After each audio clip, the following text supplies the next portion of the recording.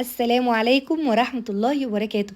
جبت لكم بقى الوصفة اللي هتغطي على المكرونة البشاميل وهتغطي كمان على النجريسكو. ايه الجمال واللذاذة دي! عايزة اقول لكم الوصفة دي كل ما بعملها لو عملتها كل يوم الولاد عندي كل يوم بيعملوا فرح ليها.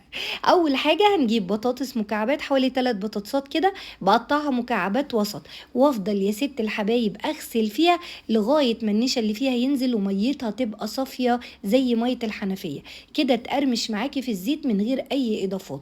وبعد كده بحمرها تحمير كامل، يعني بسويها كمان في زيت سخن طبعا، زي ما انت شفتي كده الزيت سخن ازاي وطرطش ازاي، يعني الزيت كان سخن قوي، بس ده برضو بيخليها تقرمش معانا اكتر. وبعد كده بفضل اقلب فيها لغايه ما تتحمر تماما، يعني مش هقولك نص تحميره، لا انا عايزاها تستوي على الاخر. وهي بقى بتتحمر كده هنعمل الخطوه التانيه. عشان كده الوصفة دايما بقولك عليها سريعة ولذيذة. حطيت معلقة زبدة وممكن بدلها زيت أو سمنة اللي يعجبك، ونزلت ببصلاية مقطعاها بالسكينة كده على تقطيعة ست الحبايب، مخرطاها كده بإيديا زي ما انت شايفة، وبنزل بيها والزبدة قبل ما تسيح عشان ما تتلسعش مني. ايه بقى اللي انا حطيته الاخضر ده؟ تفتكروا ده ايه؟ ده توم فرماه مع فلفل اخضر وبشيله في الفريزر كده. خدت معلقة صغيرة منه حطيته على البصلة بالزبدة، وشميلي بقى احلى ريحة.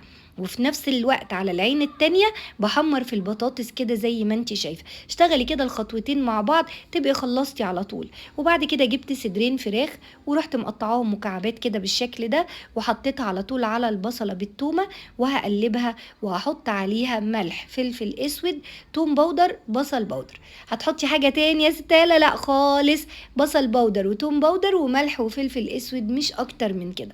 قلبيها بقى. صدور الفراخ المتقطعة مكعبات كمان، انا بحس ان الاكله دي بصدر فرخه واحد او صدرين ممكن تعملي اكله تغدي العيله كلها. جبت بقى فلفل الوان كان موجود عندي في التلاجة، وممكن فلفل اخضر بس، وقطعته برضو مكعبات زي الفراخ والبطاطس كده. وبعد كده ربطة بقدونس واخده الورق بس فرماه بالسكينه، برضو حطيته عليها، وقلب قلب قلب لغايه ما الفراخ تستوي مع الفلفل والبقدونس والبصل والثوم. في الوقت ده كانت البطاطس اتحمرت تحمير كامل.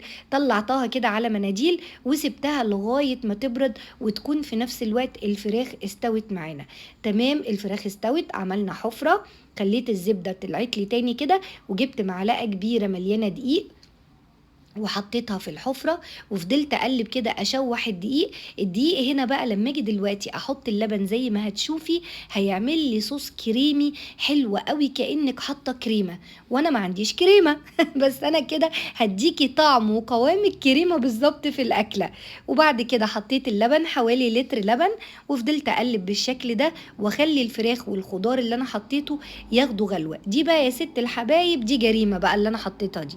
دي معلقة قشطة بلدي، موجودة عندك خير وبركة، مش موجودة خلاص مفيش مشكلة ما تحطيهاش، بس طعمها بيفرق كأنك فعلا حاطة كريمة بلدي جميلة.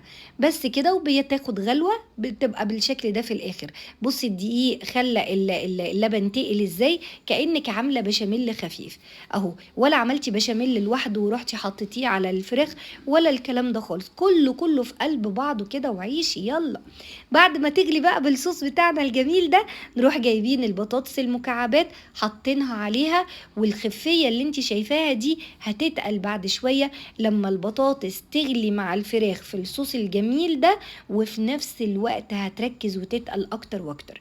هتديكي، انا عايزة اقولك قولي طاجن، قولي طاسة، سمي الأكلة زي ما تسميها، بس هي في الآخر حاجة بجد بجد لوز العنب ما شاء الله عليه. هسيبها بقى كده كل ده على عين البوتاجاز لغاية ما البطاطس تغلي مع الصوص وتغلي مع الفراخ، وخلاص انا مش هحط اي اضافات تاني كده، غير في الاخر بقى هندي طبقة ايه جبنة موتزاريلا، بس امتى؟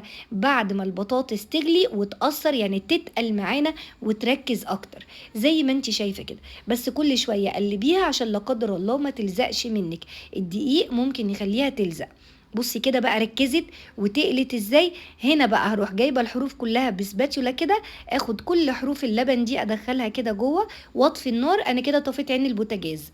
وبعد كده ولعت الشواية على أقل درجة في الشواية، وجبت شوية موتزاريلا وحطيتهم على الوش. ممكن تحطي برضو رومي، ممكن تحطي شيدر براحتك. وعلى فكرة ممكن ما تحطيش جبنة خالص وحطيها تحت الشواية، اللبن هيخليها برضو تاخد وش. بصي الشواية بسيطة ضعيفة خالص زي كده ايه النار اللي بتسوي عليها الرز. طلعالك بقى بالجمال ده. انا ما بشغلش فرن البوتاجاز من تحت، انا مش عايزاها تغلي من تحت، انا سويتها كلها كاملة على عين البوتاجاز من فوق. جبت بقى عيش ابيض كده جميل، وتفرجيلي بقى طبقة محترمة من الجبنة سايحة، وفي نفس الوقت الفراخ والبطاطس عايمين في الصوص الأبيض زي ما انت شايفة، والجبنة بتمط كده، يا قلبي اللي دق 3 دقات على جمالها، وريحتها ما شاء الله بتملى البيت كله. وهي بس الوش كده بياخد لون كده في الفرن. كليها بقى بالعيش الابيض كده، احنا بنحبها جدا جدا بالعيش الابيض. وممكن كمان زي المطاعم تقدمي معاها رز ابيض بمعلقه سمنه او زبده، برضو بيبقى طعمه حلو جدا. شايفه بقى ولا نشفت مننا؟ طالعه جوسي وطريه جدا جدا، وحاجه كده هتفرحكم جدا. اعمليها وجربيها، وما تنسيش تشتركي في القناه وتفعلي الجرس وقلبي